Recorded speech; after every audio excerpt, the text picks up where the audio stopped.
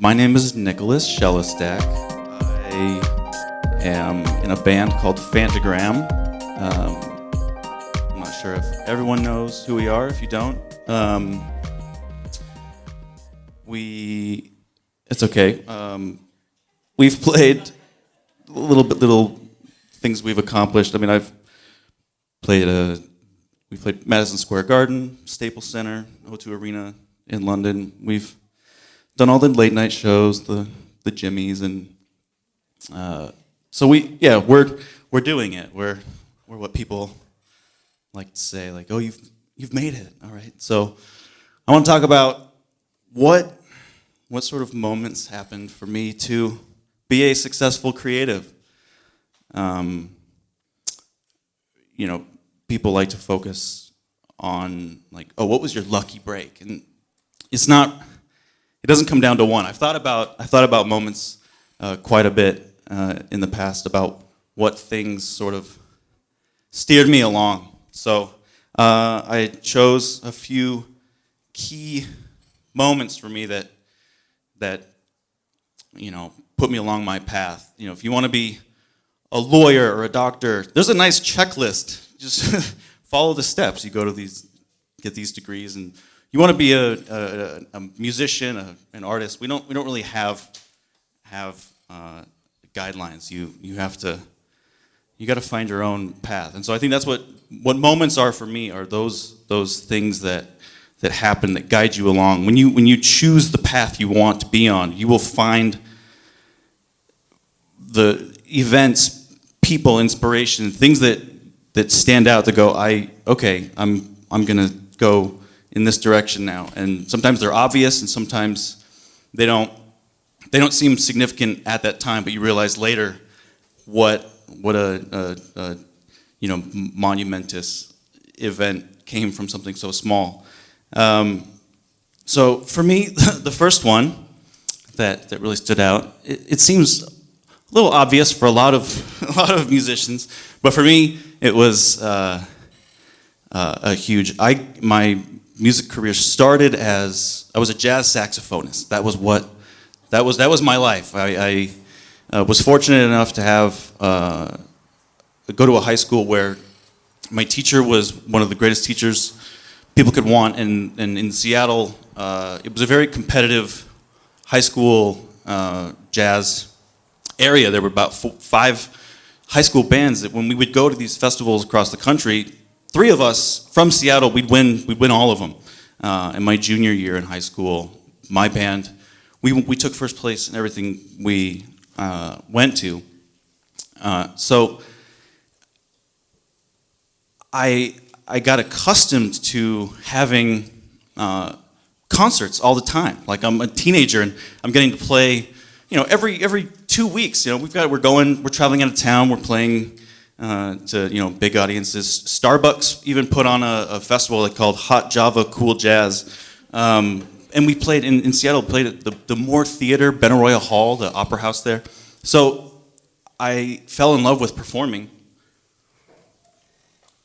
And then, as the end of high school rapidly approached, I realized that I wasn't going to have this built-in band and booking agency that essentially had concerts for us. So I had to think about what the heck I wanted to do. And this is the late 90s, when ska happened to be really big. I didn't know what that was, but there was a kid in my high school who started a band, and one of the trombone players in the jazz band was in it, and he asked if I wanted to play, and I said, sure. I don't even know what ska is, so I guess I'll have to look that up.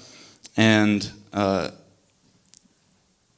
it was eye-opening how this very simple music, 3 chords, was so popular. I had been playing for old people in jazz cafes and thought, this is fun. And one of the first shows we ended up playing, we opened for Less Than Jake. I'm not sure if anybody knows who that is. And showing up to this show, I didn't even know who they were. And I pull up, I'm 18 years old, and there's a line of kids going around the block in Seattle. And we played, and I've got hundreds of screaming kids. I mean, they're my age, they're teenagers, but I'm signing autographs, and I went, okay, maybe jazz isn't really what I want to be doing. Do I want to be 60 playing in the Greek restaurant in Belltown? So, me being an accomplished sax player, I ended up playing in like 5 ska bands around town and got to tour a little bit and thought, I'm liking this rock and roll thing, and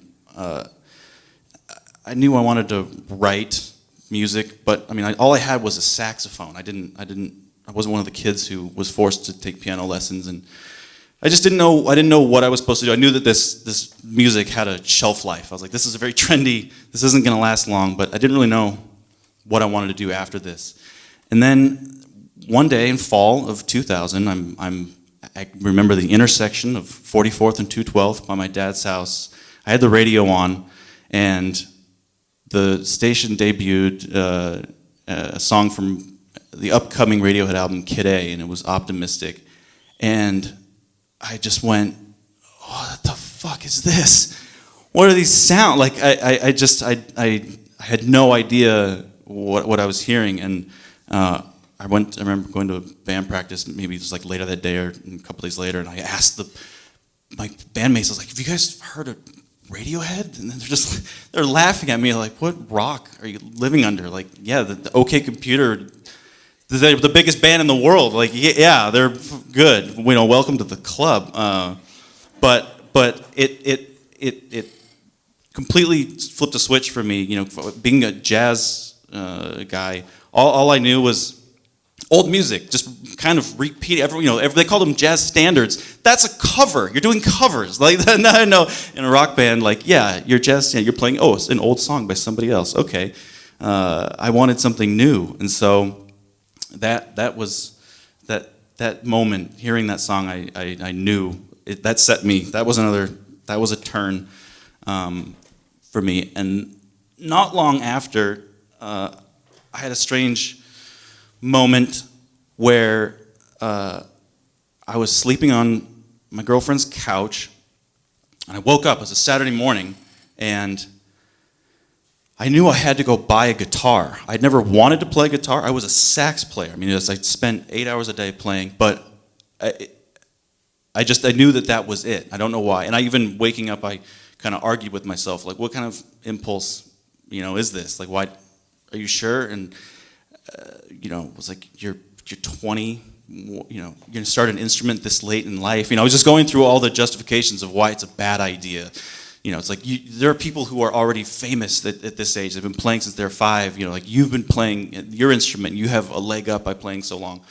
But then I realized that, I don't know where I'd heard it, but it was true that there's no sooner time than right now to start something. I could tell myself, like, I don't want to, and then I'm 30 and go like, oh, it would have been cool to learn how to play guitar. Well, I could have done that 10 years earlier had I started then. So I just thought about the future, and I called up the drummer in the band, whose roommate was a manager at Guitar Center. And I said, hey, can you give me a deal on a guitar?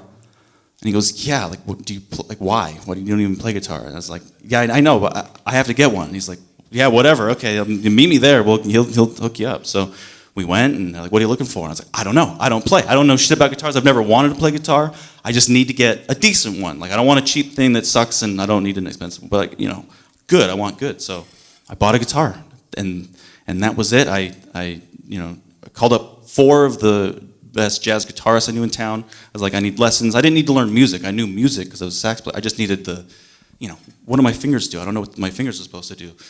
And that was it. I sat in my room for 2 years. I put the saxophone away, and I played guitar, and I amassed an embarrassing collection of guitar pedals, and I have a photo somewhere. I have about 50 of them. I was like, this is a problem. Like, that covers my room.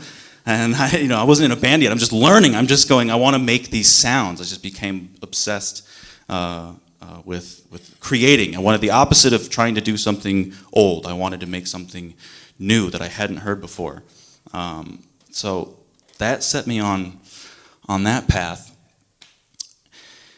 And then this is one of those ones that you have no idea what it means when it happens. I was about 22, And I was walking down the sidewalk in Seattle with two of my friends who drove up from Portland.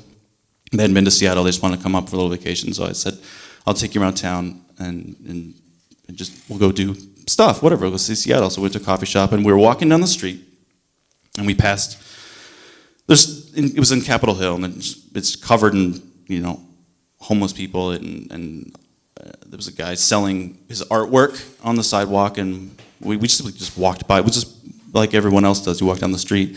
And a guy was walking close behind us and ended up like kind of passing us. And then he just asked the question. He's like, what did you guys think about that guy's art?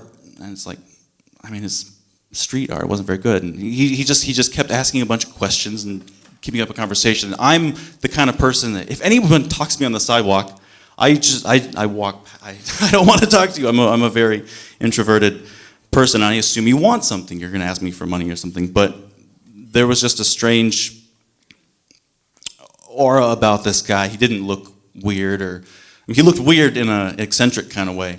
And then he just asked what we were doing. I said, I'm showing my friends around town. And he goes, oh, I have a recording studio on the top floor of the Paramount Theater, which was just down the street. And I thought, and the Paramount is my favorite venue in Seattle. We're fortunate enough we sold it out back in October, so 15 years after this encounter. And 99 times out of 100, I would tell some strange guy on the sidewalk, no, we're not going to go with you. But I did a quick assessment. I'm like, okay, there's three of us. He's wearing like Prada boots, and doesn't seem crazy. He's not asking us to go to his house. It's the Paramount Theater. I know where that is. I thought, the odds of something weird, and like they wanted to see Seattle experience. I'm like, well, we're about to have an experience. Let's see what happens. So we went, and it was on it. We go up. It's the top floor of the Paramount. He has this insane music studio. He's got all these old Martin guitars, and we played music, listened to music, and I thought, this is just wild. Okay, and that was it. We left late, or early in the morning, and I didn't talk to him. We exchanged numbers, and then I called him probably a month or two later and asked him if he wanted to play guitar with this singer that I was working with. And he said, come over and let me listen to the music, and he'll see if he wants to. And he didn't end up wanting to play in the band, but we started to hang out and be friends more. And he hired an assistant for his studio, and he told me about her. He's like, oh, I got an assistant. And I was like, I thought it'd be kind of cool for me to learn. I was, like I said, I'm 22, I'm just getting into this whole music thing. So I was a little bummed, but whatever, it's his studio. But I could never hang out there when the assistant was there. And I thought it was odd, and I just assumed, well, he's probably sleeping with her or something.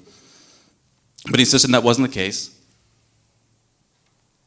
And many months later, I finally go over to the studio when she's there, and it makes sense. We clicked the second she came to the door. I went, oh, he didn't want us to meet. And I ended up, I'm going to speed through this, but because I met this guy on the sidewalk. So this girl, we end up starting a clothing line. I move in. We need to move to New York. I wanted to get out of Seattle because I knew the musicians I wanted to be around were in New York. We moved to Manhattan. We opened a showroom. My life completely went in a direction I had no idea. And for her as well. We met, and it was like these two halves that kind of just needed to come together. So we end up in New York, and I go because I want to pursue music. This is it. This is all I want to do, and I get to be in the city that I need to be in. The first thing I do when I get to New York, I hit the classifieds. I find an ad for a guy looking for musicians, and like every influence he wrote was like he took it from my brain. And we met up. We started a band that was called the Antlers. We was a small band to start playing in all the tiny little places in New York. And at that time, though, the clothing line, it grew and grew and grew. And I'm 26, 27, and I started this business. I just wanted it to be like a job so I could work in New York. But then the band it's getting better, and Peter wants to tour and like, do a little 2-week thing here. And that was a real fork in the road for me. Like, on one hand, I'm already successful with starting this clothing line, and it felt like it was perhaps satisfying a creative, I wasn't a designer or anything, I was doing the business stuff. But I thought, perhaps this is the adult, I have a job, I did it myself, I should probably, stick with this. Could I realistically leave what I'm doing for 2 weeks to go play in tiny little bars around the country? Like, that doesn't make a lot of sense on paper. So I made the choice to quit the band because I should probably focus on the job. Well, 2 years later, 2009, I couldn't possibly be unhappier. I hated my job. My relationship was garbage. We hated each other, and we had just become codependent. Like, we couldn't break up because we had this business together, and we were too worried about what would happen if we broke up. Could we still work? And she had said no, we can't. And I was too afraid to then lose my business. I was making, more money than I ever thought I could have made. So fear. I stayed basically out of fear. We both did. And then, not to get personal, it all finally blew up one day. It was over, and I knew that was what I wanted, but I was always afraid of what the loss, just the failure of it all. And then the realization hit in that one moment of it's over, I'm now single, I'm unemployed, and I have to get out of the apartment. So I'm all three things at once. Most people go through one or two. If you break up, you might move out, but you've got your job. And those things they weigh so heavily on people, just those few. You might lose your job, and it's devastating, but you're married and you live with your girlfriend. I lost every minute of my day that consumed it, where I lived, who I was with, my job, was all gone. And that was an emotion I didn't think was possible to feel something that big. It was in the afternoon, and I was at the apartment looking around going, okay, now I have to what? I have to move out? I can't rent an apartment without employment, and I can't get a job if I don't live here. And it seemed like this feedback loop of, this is impossible. So it was like a fight or flight instinct kicked in, and I thought, what's the easiest solution? And I thought, you blew it. 2 years ago, I had the choice to either follow what I wanted or take the smart route, and I went.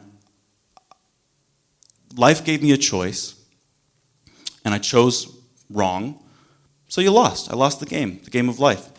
And because I was so unhappy at the time, I couldn't sleep, so I was on Ambien, and I had Xanax for my anxiety, and antidepressants, but my girlfriend, who had been in an injury, had muscle relaxer meds for her back, and so I looked at those and went, I'm gonna take all of those, and then chase it with a bunch of red wine.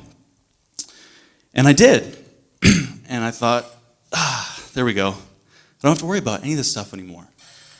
And it was a roller coaster of descent from, the apex of an emotional hurricane. And as it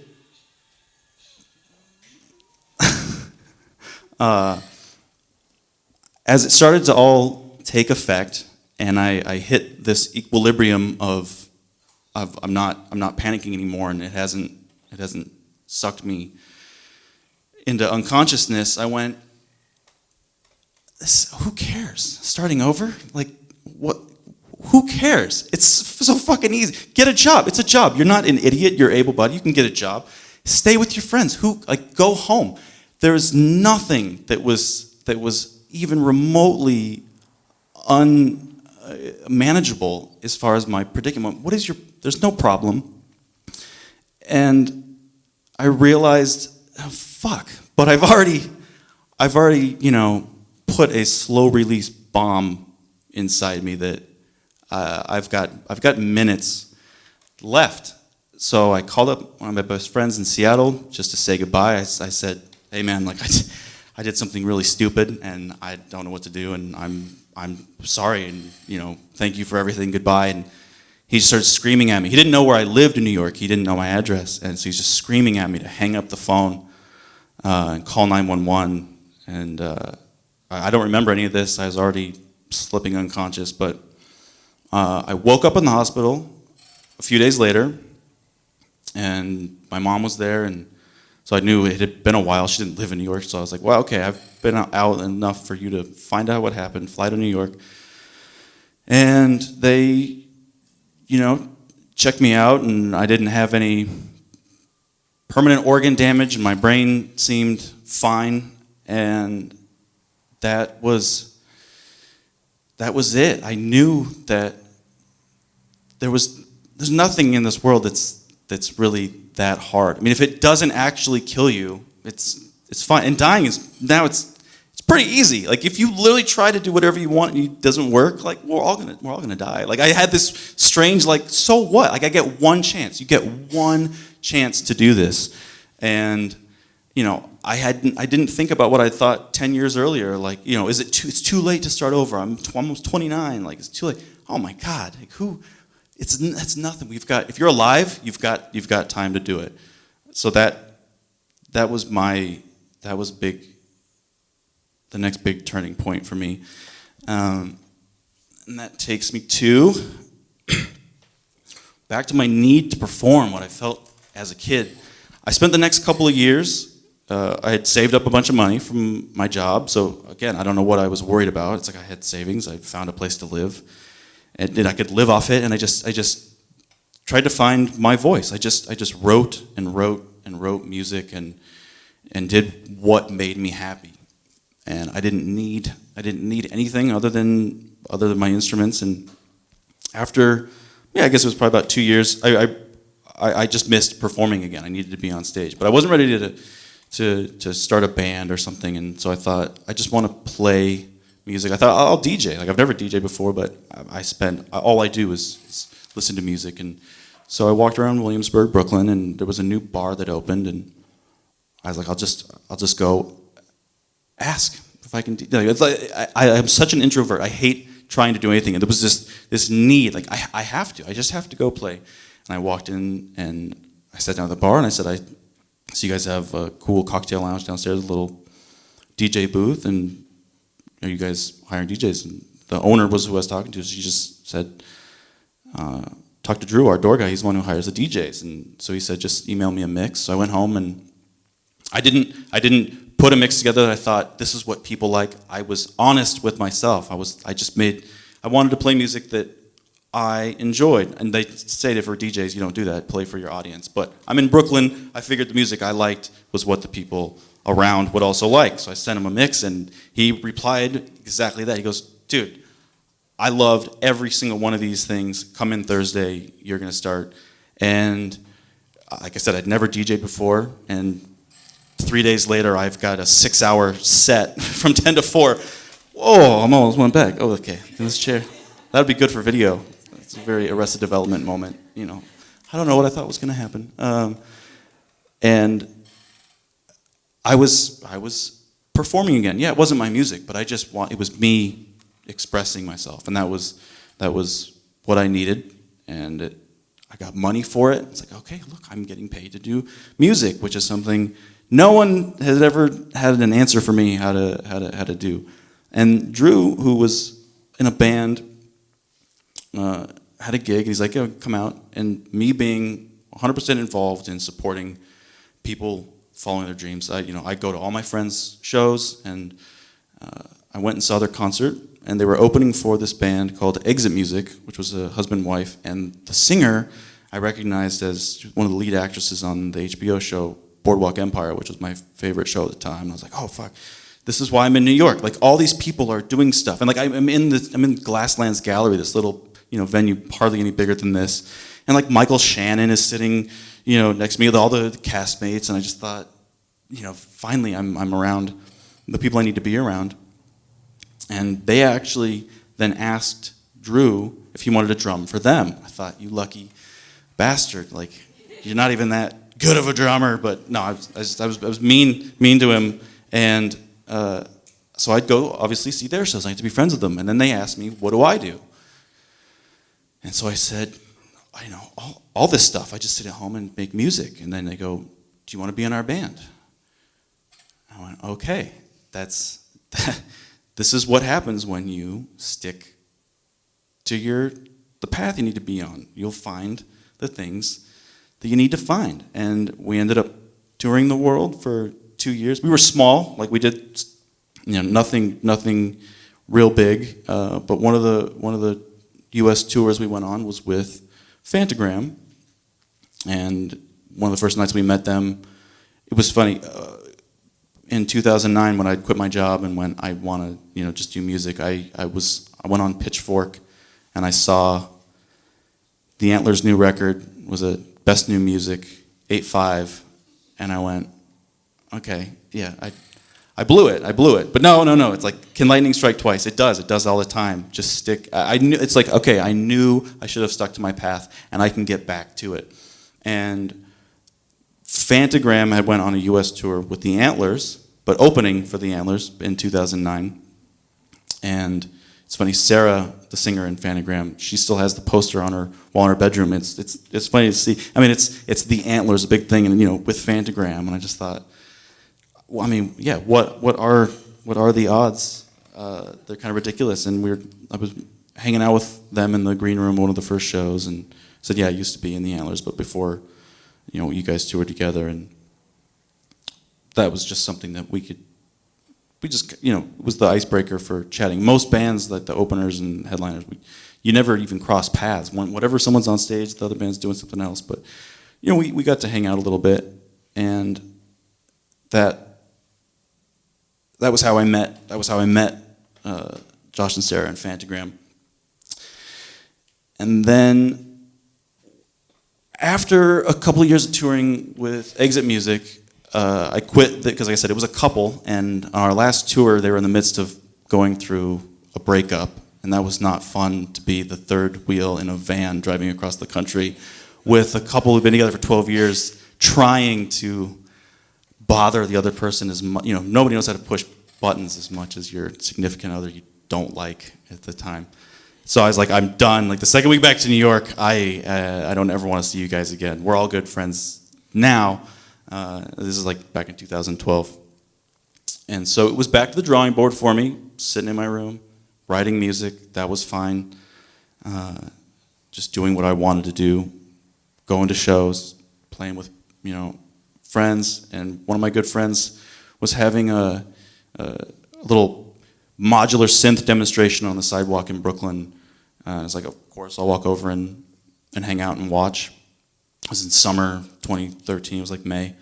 And I'm out there, and we're hanging out, he's playing, and Josh from Phantogram walks by on the sidewalk, and so I say hey, and ask him what's been going on, and they're finishing up a record, and his birthday's coming up, and he's having his birthday party at the bar that I used to DJ at, so he's like, you gotta come by. It's like, all right, yeah, I'll come by. And it was probably like, a couple weeks after that, and I just forgot. But because he was having his party at the bar, I was at home, and my friends there said, hey, you got to come down for Josh's birthday. I said, oh, okay, I'll come down. So I walked over and I started talking to Sarah, saying, how are things going? And they said, finish up a record, and we need a multi-instrumentalist. What do you play? What are you doing? I said, I'm free, I'm available. So that was it. It was my second sidewalk encounter from that weird guy on the sidewalk in Seattle has now led me to running into a bandmate on the sidewalk. And then we just talked about it. And then on my birthday, so it was just June 28th of that year, I was at home, and Josh sent me a Facebook message and said, can you come in and talk to us about what you do? And that was kind of it for how I got into the band. From all these little moments that set me from one sidewalk to the next.